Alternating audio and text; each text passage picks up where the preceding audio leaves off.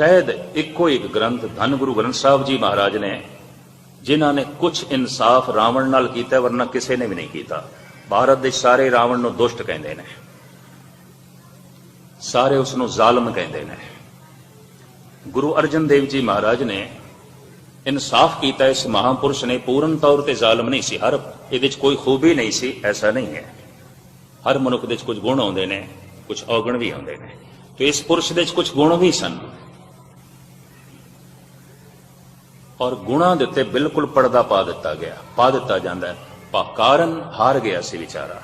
हारे होए दे नाल कलम दे धनी नहीं चलते, हारे होए दे नाल जबान दे धनी नहीं चलते, हारे होए मनुख दे नाल दिमागी बंदे नहीं चलते होंदे।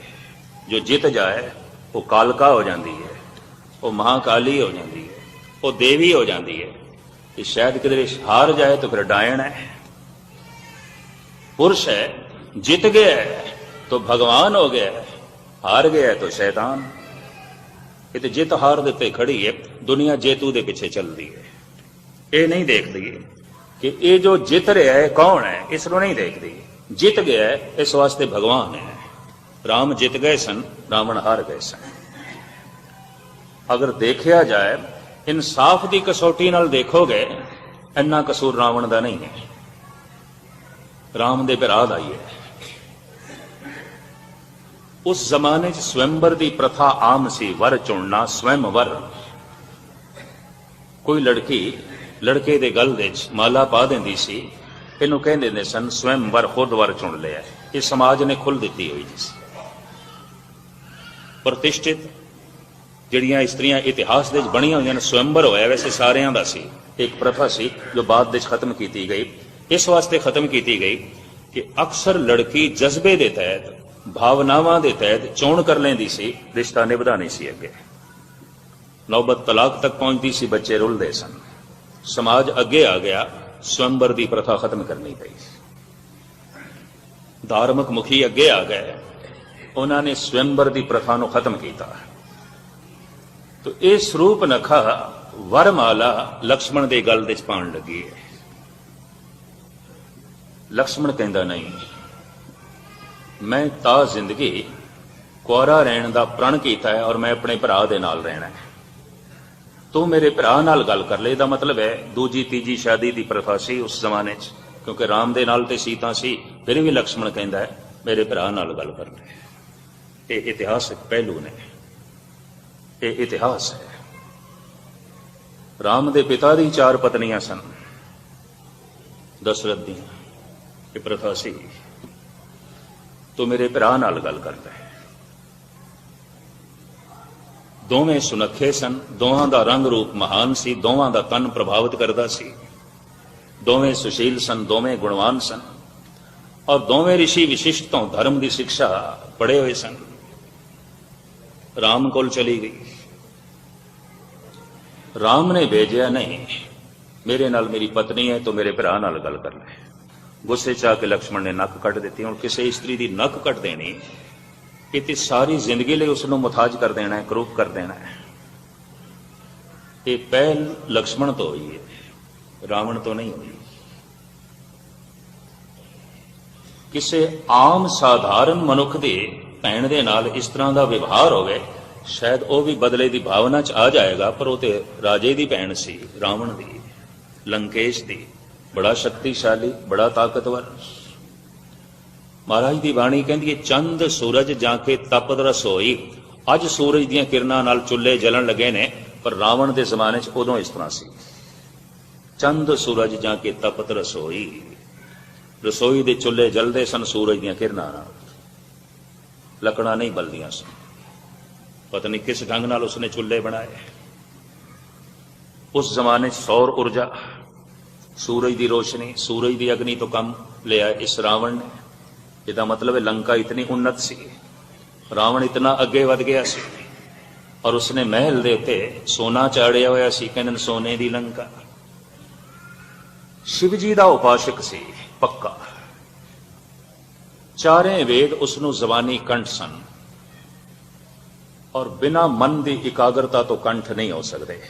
कई लोग मेरे को पूछते हैं गैनी जी कोई खुराक ऐसी होवे जिहदे नाल बाणी कंठ होवे? मैं कोई खुराक नहीं है, मन की एकाग्रता नाल कंठ होंदी है, किसी खुराक नाल नहीं होंदी। हो सकता है कोई डॉक्टर मेरे नाल सहमत होवे, भावें ना होवे, वो गल वखरी। यादाश्त शक्ति का ताल्लुक मन की एकाग्रता नाल है, किसी भी खुराक नाल नहीं है। ये भी महर्ज कर मन की एकाग्रता नाल है। सारी जिंदगी जाप साहब पे पढ़ते हैं, बुढ़े हो गए, जबानी कंठ कोई नहीं। उन्होंने चारे वेद जबानी कंठ सन, जबानी पाठ करता सी रावण।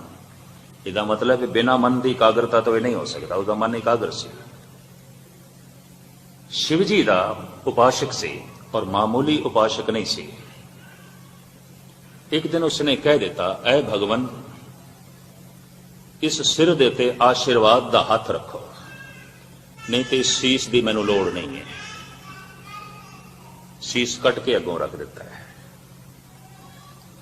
गुरु गोबिंद सिंह जी महाराज ने 5 सिरां की मंग की है, और जैसे मंग की अद्धे तो उंज भज गए सन भी ये गुरु नूं की हो गया।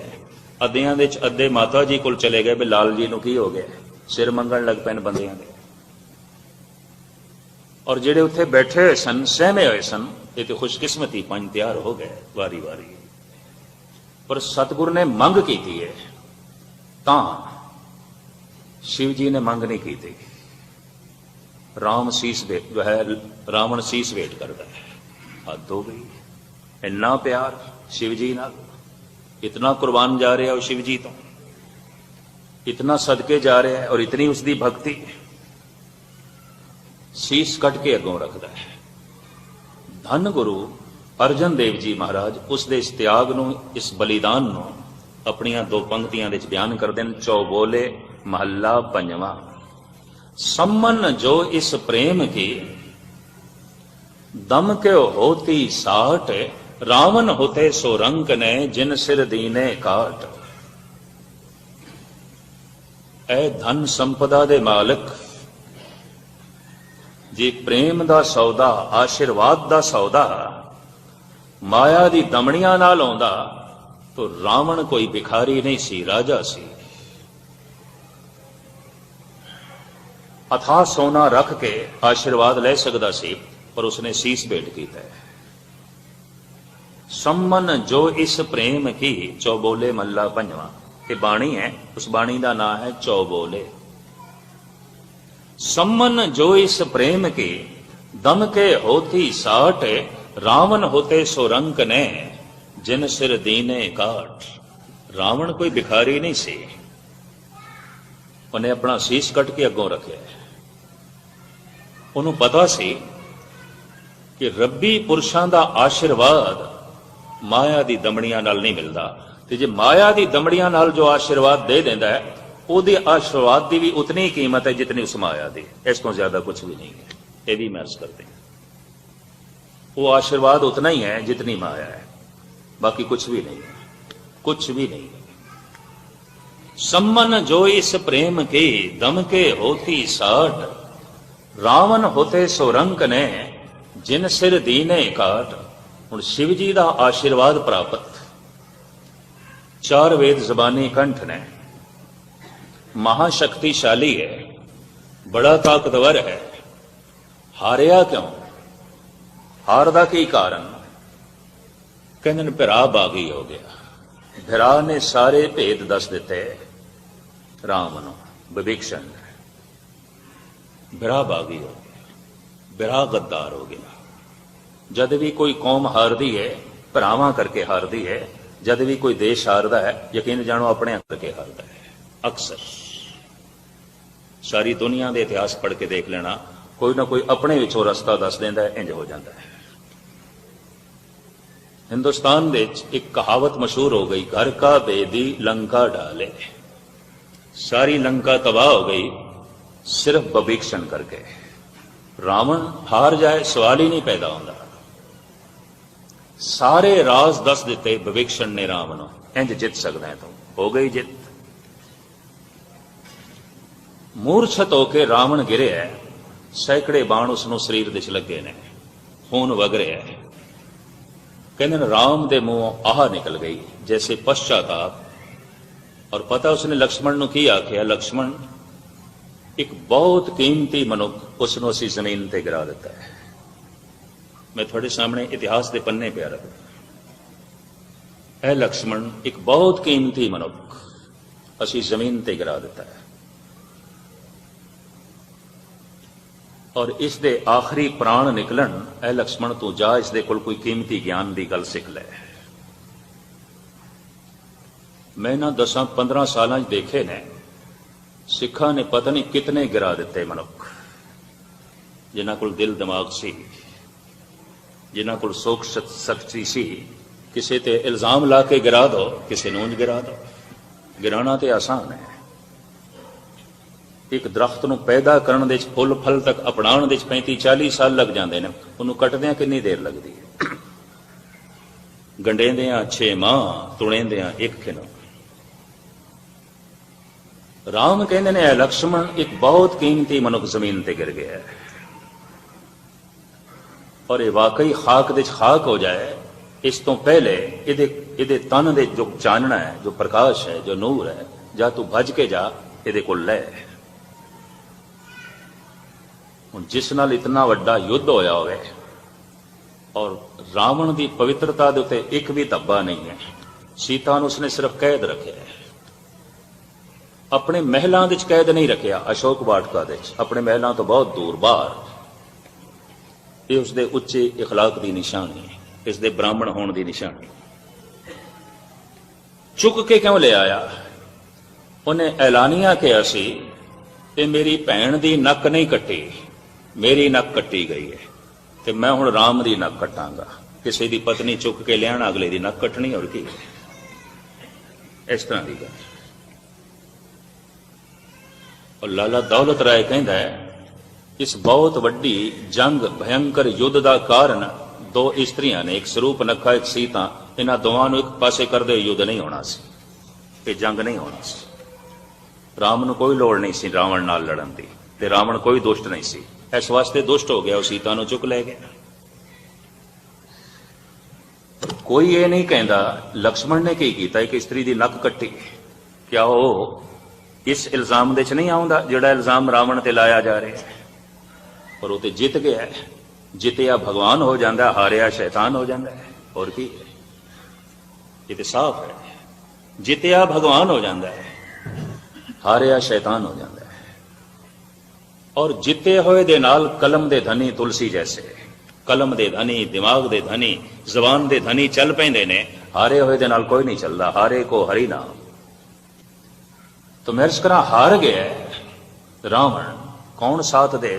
कलम दे धनी, दिमाग दे धनी, जबान दे धनी, सोचण वाले, दार्शनिक, फिलोसफर, चिंतक, कवि सब हट गए। किसी ने इसके हक च नहीं लिखा दुष्ट है, शैतान है। पर सोचना चाहिए इसने क्यों किया? इसकी भैन की भी तो नक कट्टी है, तो नक कट्टण वाला कौन है? अगर सीता नूं चुक के लियाण वाला शैतान है, तो नक कट्टण वाला कौन है? और वो भी किसी स्त्री की अबला दी, और वो भी कोई बहुत बड़ा कसूर नहीं, कोई कसूर नहीं। उस जमाने की प्रथा सी, उस जमाने का रिवाज सी स्वयंवर का, वो तो वरमाला पहनाण लगी, उसकी नक कट लेगी। ये तो बहुत बड़ा द्रोह है, ये तो बहुत बड़ा जुल्म है। पर नहीं आखांगे जालिम, क्योंकि जित गए ने। जो जित जाए वो भगवान हो जाता है, जो हार जाए वो शैतान हो जाता है। एक सही है, जेड़े गुण राम दे च ने उतने गुण रावण दे च भी ने। धार्मिक है राम, धार्मिक है रावण। विशिष्ट कोल पढ़े ने राम, पाठी ने अच्छे, नाम जपण वाले ने, रसिक ने, ईश्वर नूं मनण वाले ने, पर यह भी नास्तिक नहीं है। शिव जी का उपासक है, चारे वेद उसनूं जबानी कंठ ने। धार्मिक तौर पर दोहां का कोई मतभेद भी नहीं, घरेलू झगड़ा है, यह भी मैं अर्ज करते हैं। 2 इस्त्रियां ने एक पासे करते हुए जंग नहीं होनी सी, लाला दौलत राय ने ऐसा ही लिखे है। तो खैर मुख्तसर मैं अर्ज करा, राम कहते ने ऐ लक्ष्मण बड़ा कीमती मनुख जा रहा है, गिर गया। असी जिस इंसान को जमीन ते गिराया है, ये मामूली पद्धर का नहीं है, बहुत महान इंसान है। जा इसके प्राण निकलन, इस तो पहले इसकी कुछ महानता अपनी झोली च पा ले, तू भज के जा। लक्ष्मण गया। राम जिथे निर्माणता की मूर्ति सन, हलेम सन, उत्थे लक्ष्मण की तबीयत बिल्कुल इस तो उल्ट सी, बिल्कुल राम तो उल्ट। वो जिथे शांतमई सन, बिल्कुल क्रोधी सुभाव। वो जिथे दूरदृष्ट सन, इतनी गल लक्ष्मण दे च नहीं सी। ये भी मैं अर्ज कर दिया। सिर दे भार खड़े हो गए ते कहन लगे, है ब्राह्मण देवता सुने है, तुहाडे कोल बड़ा ज्ञान है, बड़ी समझ है, कोई कीमती गल साडी झोली च भी पाओ जो साडी जिंदगी च काम आवे। अखां खोलियां ने इस तड़प दे रावण ने, और इंज मुस्कुराया है जिवें किसी बच्चे ते किसी नादान ते। अखां मीट लईयां, तड़प रहा सी बेचारा, प्राण निकल रहे सन, नहीं कुछ बोले। लक्ष्मण वापस आ गया, कहंदा भगवान वो तो बोलता ही नहीं, तो जब बोलता ही नहीं उहदे कोल की ज्ञान लईए। राम कहंदे पुरखा तेरे कोल वो वसफ नहीं है ज्ञान लैण दा, जिस दे कोल ज्ञान लईदा है उहदे सिर दे भार नहीं खड़े होईदा, जा उसदे कदमां दे खड़ा हो ते हथ जोड़ के ज्ञान दी मंग कर। हुण जिस दे कदमां दे राम अपने भरा नूं खड़ा करना चाहते ने, यकीन जानो मनुख कोई मामूली पद्धर का नहीं हो सकता, बड़ा कीमती मनुख, वकत का कीमती इंसान है। कदमां दे खड़ा होया लक्ष्मण और कहंदा है हथ जोड़ के, ऐ ब्राह्मण देवता, जो जिंदगी का कीमती अनुभव है इस आखिरी समय साडी झोली च पाओ। रावण दे नेत्र खुले ने, बोले, ऐ लक्ष्मण, हुण तैनूं लैण दी ढंग आया है, हुण तैनूं प्राप्त करन दा ढंग आया है। सुन, मनुख की जिंदगी दे कल कतई नहीं आउंदा, जो जरूरी काम होवे उसनूं हमेशा ही अज कर लेना चाहिए, मुलतवी नहीं करना चाहिए, कल से नहीं सुटना चाहिए, पोस्टपोन नहीं करना चाहिए। मनुख अक्सर जब चंगियाइयां नूं कल ते सुट देंदा है, उसकी जिंदगी च कदी चंगियाई फलीभूत भी नहीं हो सकती, नेकियां फलीभूत भी नहीं हो सकदियां। इतना कीमती ज्ञान है मरदियां होइयां भी दे रहा है रावण। हिंदुस्तानियों के अचेतन मन दे एहसास है, जद भी साल दे साल रावण नूं जलांदे ने ना, उस तो पहले वो जिहड़ा स्वरूप बना के लियादे ना राम ते लक्ष्मण का, वो रावण की परिक्रमा करता है।